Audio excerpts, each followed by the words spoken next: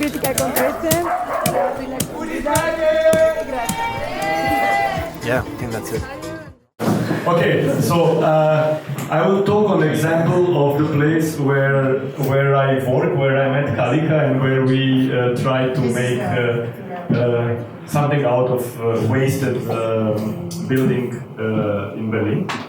And I'll try to see to tell you the story how one house grow from its program and come into its limits, and what could be the solutions for that. Yeah, maybe.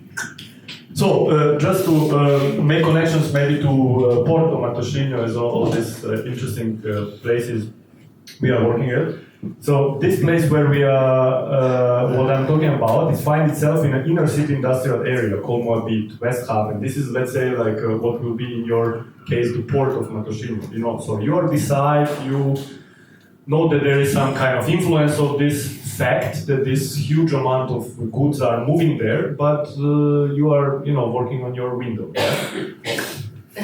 And you see this kind of leftovers on the right side of the post-industrial transformation. This is the, let's say, the cargo train station that was serving this huge area of port, and Siemens, that was a big, you know, it's still a big company, but they also started these activities there, you know. So this is, in your case, will be the fishing industry of Matoshinho, you know. So let's say some economical activity in proximity that makes yourself being possible to exist. Yeah? So that's why your house is not there because it's just there. It's because the fisherman industry grows so fast that in one moment in the area of north of around Porto we have 52 companies making the canned fish, and now we have 4, just to understand what is the kind of scale. Yeah? Next. So the question is always who is fitting to whom, and one of the main power of context, how I call it, is to develop the program from the context you find yourself. You know, so okay, your program is very simple. You know, somebody has to live in the house. You know, but in this case was like we have to produce the cultural / social cultural center that will somehow help these people on the left side in a very dense neighborhood to overcome their daily problems. And their daily problems are high level of unemployment, child poverty, lack of mobility. All we are talking about Germany, but it, you know, still exists. So the program started next as how you create what we call sustainable model from one industrial ring. Yes, the association that started everything, Kunst Republik, gets this building for €1. You might say, cheap deal, you know, like. But actually, what makes the program being possible to develop is something called land lease of 40 years. So basically, you get a building on the land that belongs still to state, but you get it for 40 years. So that means you might have some power in the moment when your lease is over, because if state wants to buy the building from you, it has to buy it on the price on the market on that moment. You know, so the building might have in 40 years all the money involved in its own kind of DNA, all the work you involved in it. Yeah? So this is the, I would say, factor one, where it makes the whole property, real estate property, being functioning in the future. Yeah, 40 years of lease. You know, I'm not temporary here. I'm going to stay here, but it's not your house. You're leasing the land above it. You know, quite complex jurisdictionally, but important. Next. The second one, where Samuel was involved, and thanks to him and some other colleagues, this model still works. It's very basic, but it's basic. It's actually the economical model. You know, how you pay your bills. You know, how you pay for electricity, for water, without employees and their projects. You know, so idea was that this building has 2 parts. One was created as a studio apartments, and one as, let's say, cultural common place. But this right part makes money, let's say. You know, it's studios that artists are renting are, let's say, they pay for it. They don't pay it from their own pockets, but you know, granting schemes and let's say funding pays for it. But it brings enough money that the system at the beginning of the month or at the end is in the zero. So you enter the warm space looking for your salary. You know, you don't have a minus. And this is very important because this lasts till now as a basic that allows 2-3 people to be employed and building to have electricity, water, sewage system, and leads. You know? So this is very important factors, much more important than sustainable green roof, I would say. You know, economical model of one house is its own core. You know, like how you pay for your public services and coming to beginning of next month. After this comes a lot of interesting. Next. So I'd say once you have a, let's say, production studio, this is how the building looks from inside. You have studios where people are living, working. Let's say, actually they're supposed not to live there. They are working and have a 24 hours accessibility to their studio. So let's call it like this. So that means you need some programmatic needs. You know, you cannot ship somebody from Japan, put it inside, and say you are performance dancer, please dance inside. He has to interact with outside. So that means the neighborhood that in a spatial proximity is something that also defines what you are doing inside, because you did not come for so far to just do your stuff. So next. So what we start in one moment when I actually came is to build a format. Formats are, let's say, having repetitive characters and has a role to build audience, and the open house, so-called, was the first format that was already there. It was very simple. Once per month, you open the studios and say, hey, people, come and see what artists are doing, interact with this. And this is a classical situation. You know, a glass of wine on the table, and you are asking artists, what are you doing here and why you are here, But this, we realize, is basically bringing specific audience, rather contemporary art audience that understand the language of artists, that understand let's say, the reasons why artists are there. And then in one moment, we realize, okay, we have to have a format that interact much more with the neighborhood. And of course, this comes with a bit new kind of visual identity and the whole necessity to communicate what you are doing, because if you start to have a dance program, communication become a separate department, let's say, like Sonia is department, communication department. So no, it's so imagine, and you have a very small, relatively simple program. Imagine if you have 15 projects, So content density. So you start to you start to produce the content that it's constantly becoming bigger, and the team is the same, and bigger content, and bigger, and more events, and then you realize, oh fuck, we have every week 3 events, So I'll just explain you one of them that is actually my favorite. It's actually in the occasion of Football World Cup every 4 years, or European Football World Cup every 2 years. We actually gather people from the neighborhood to watch the football together with us, mostly on the small TVs, but this is the central hall, with the idea to kind of, this critical public viewing, what we call, understand what's happening in the countries where the football is played. So this, for example, the game is going on the right screen, on the left screen goes a fight in between police and neighbors in Brazil, like this was 2014, that's how we start. And people come and see, fuck, this on the right side is circus, on the left side is reality. So they somehow, through this visual disturbance, understand what are the problems beside urban development and stuff. Next.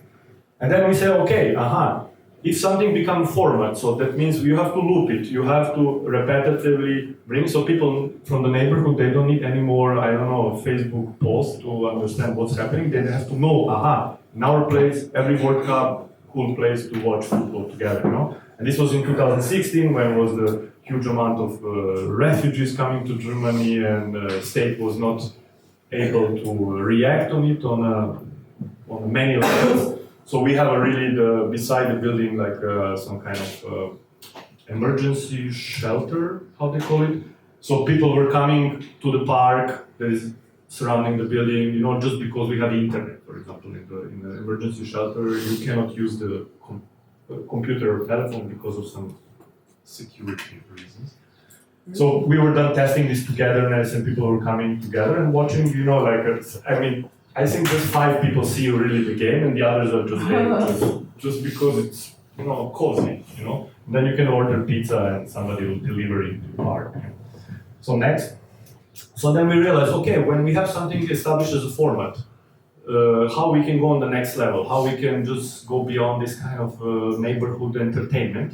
So this last year, when was the World Cup in Russia, 2018, we just got a bit more money to travel to Russia and to make a documentary about civil society there, like how they perceive the urban change, And then we have an exhibition, set of movies. So we turn this kind of watching football together into like informing, let's say, German public what's really happening in Russia beyond Putin rockets and kind of endless landscapes. Because people really in Europe, they don't know really what is happening in Russia. They just get some kind of filtered images from the public TV. Okay?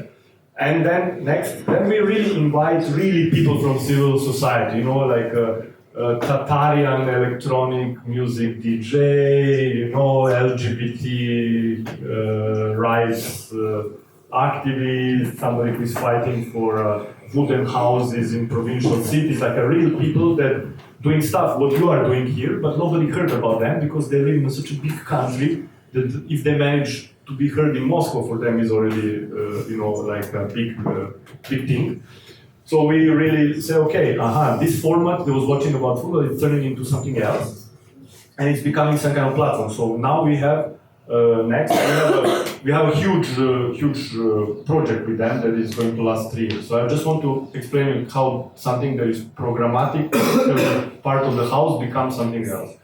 Then we realize, okay, we have to really work on some kind of, not constantly to produce events, being these events external or internal, but we have to kind of do a lot of constant knowledge transfer. When I say knowledge transfer, means in both directions, from guests and from us to others.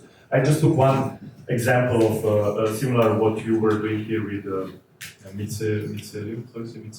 It's about fermentation, for example. So a lot of people, they don't know how the really fermentation of the food works in different cultures. So it's a Japanese artist that is basically explaining how to make a miso soup. How to create this masa for miso soup. It's very simple, but it's really biological and cultural transfer of, you have to know. And then basically we do with people interested, and then he gets confronted with the grandmother from the neighborhood that does the fermentation through the acid, water and acid, what our grandmothers mostly in Europe are doing, putting pickling, how we call it. Yeah?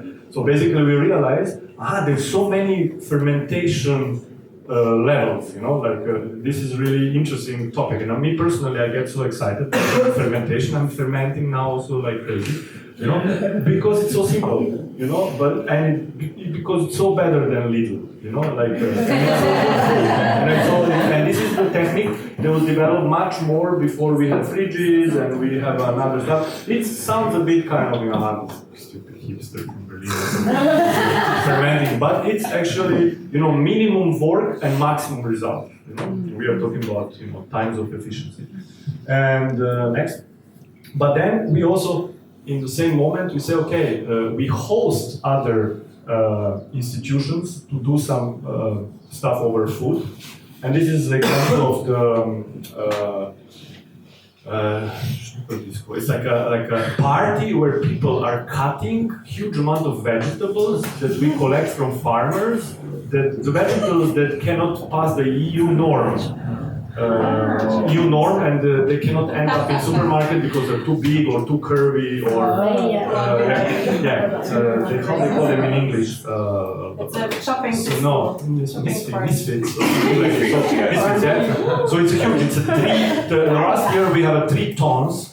Of vegetables and different teams, washing team, cutting team, and the DJ is playing, bands are here left, and the people are really coming from neighborhood and cutting this shit, and it's a huge amount of soups that are created and stuff.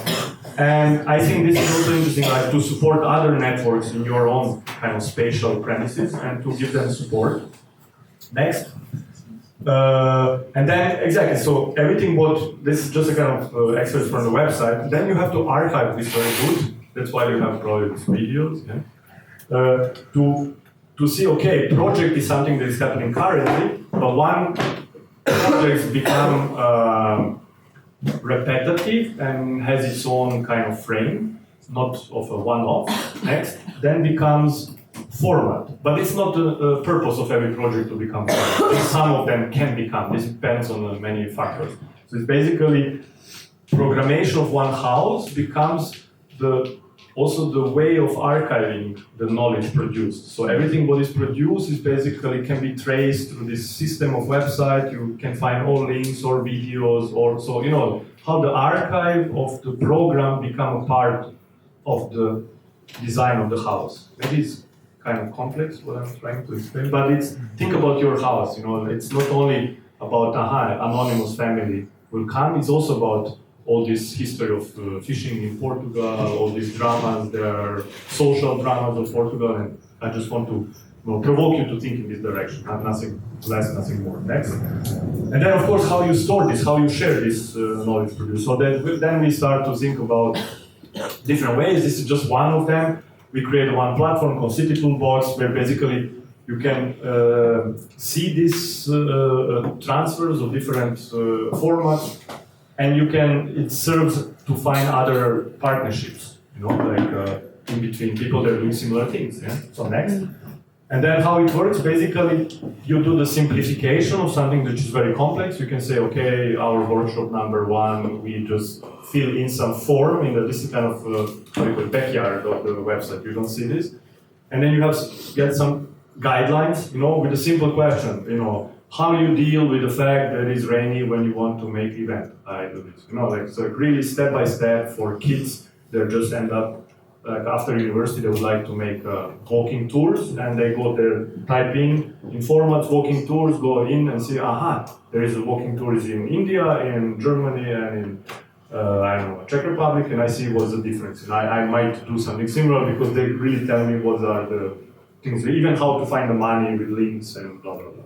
So next, and then we realize also, okay, it's just this web level is one thing, but we have to create some kind of, to transform these activities from archive to reality. So we create something called City Toolbox Lab, and we did it already in Aveiro, here in Portugal, in Athens, and we are going to do now in Rijeka, in Croatia, because it's a cultural capital.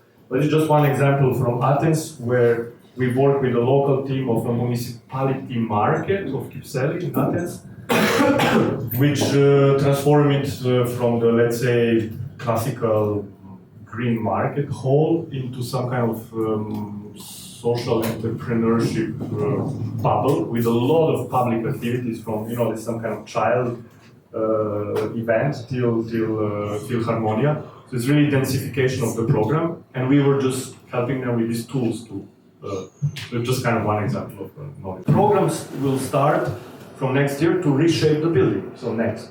So that's, and another very important stuff, which also you probably face also here in Critical Concrete, is internal reorganization. You cannot do the densification of the program and the future, let's say, steps without internally reorganizing yourself, you know? So shifting departments, employing people for specific stuff but a shorter term, reorganizing the idea of department, its own, sharing the different tasks. It's very complex. So, and we are actually passing through the internal struggle, I would say, and also there is a specific state program in Germany that helps you to transform from small to middle size. So you get a specific consulting guys and telling you, hey, guys, you cannot do bookkeeping like this anymore. This is dangerous. You will end up in the jail, you know, like which is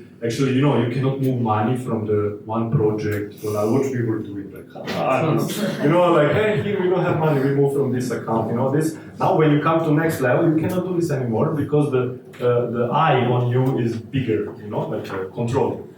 So I want to explain in the last two slides how something that was, industrial this is just like a rendering, everything is now different. But actually, we had a problem of this hall not being, energetically sufficient for the winter months. So you cannot make a program from October till April. You have 6 months of losing money, and you have a dense program, And then first we were thinking, okay, let's apply for a public, there is a lot of public and EU money for an energy efficiency in Germany, yeah? So you count how much energy you are losing, you take basically some sort of credit from the state that you energetically fix your house, and everybody's happy at the end. But then we realized, but we need much more space, So for densification of program, you need a classroom we don't have, or you need a more office space, or we need a workshop for printing, radio, what else? We need a video booth, we need a lot of stuff, and when we listed everything what we need, with the already existing program we have, we end up saying, hey, let's build another floor, And then comes the trick to let's say, do an energy efficiency project with extending the square meters with the same money, And this is something what we are doing now. Maybe the next one. Actually, around the building that does not have a heating and anything, it's just walls. We build some glass, let's say, insulation capsule, but keeping the original walls as a kind of remembering of what was there. And then through some kind of really, I would say even high-tech technology and moving of the air and using the law of energy from the ground and some solar panels that will be on the other roofs, basically coming almost into the zero energy house by winning another 400 square meters and the roof, which can be programmed from the artist. And that's currently kind of in a building permission phase, but because money is public, then you need to actually to design accessibility of the public, of others to your public building. So if a local school that is on the other side of the street wants to make something on the roof, they basically have right, but we need to find a way how to let's say, synchronize it with the existing program. And this is now it's happening some kind of participatory events where everybody who wants to use the new premises has to be matched with the funding for this. This is almost some kind of how do you call it, a fair of like internally organized fair of you have an NGO and you are doing this and this, and there is public money for supporting this, and we have to bridge it and to organize a program to happen in the building. It's a kind of, imagine like an Excel table of 350 columns, something like this. So this is what I want to tell you. Maybe is there a last one? Exactly. And this is some kind of to confuse you at the end and to say thank you. And maybe we could not even comment on Marcela's work or this example, but maybe come back to your fisherman's neighborhood where you are doing your house and discuss different things. I just put some questions that came to my mind, like what could be the further steps in developing critical concrete house in Matosinhos? Actually, what happened when you leave? You give this house to anonymous user, but what is happening with the whole neighborhood? Are they gonna develop as a gated community and put gates at the ends of the or they're gonna become a heritage UNESCO heritage site, or let's talk about this. It's not obligatory that we give now some answers. Which tactics and strategies we can use beyond design? Is there some kind of urban politics, policy intervention? Yeah, let's talk about this. Who are the stakeholders in this multi-scholar contextation? Who is there? Who is interested? Municipality is interested to have a good example. Why they need you? Like why they need article about you in the local newspapers? Or is the stakeholders?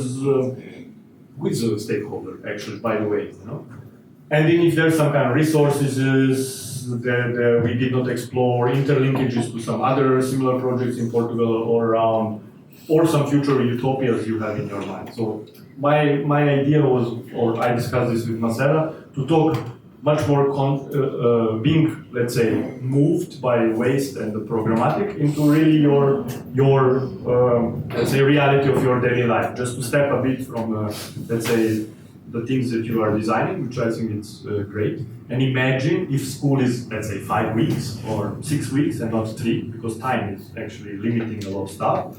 Like what you think is going to happen with the house, because you have some responsibilities also there, you know, like every architect has responsibility by drawing every line or by building one window. And what you would like to see when you come in 5 years as a tourist in this house you were building, you know, what you would like to see, you know, happy family, or street that has no cars, or street that has new trees, or, you know, like let's jump out of the walls and discuss it on a kind of more informal. So this is where I'm ending, and if somebody wants to take a mic, I'll be happy.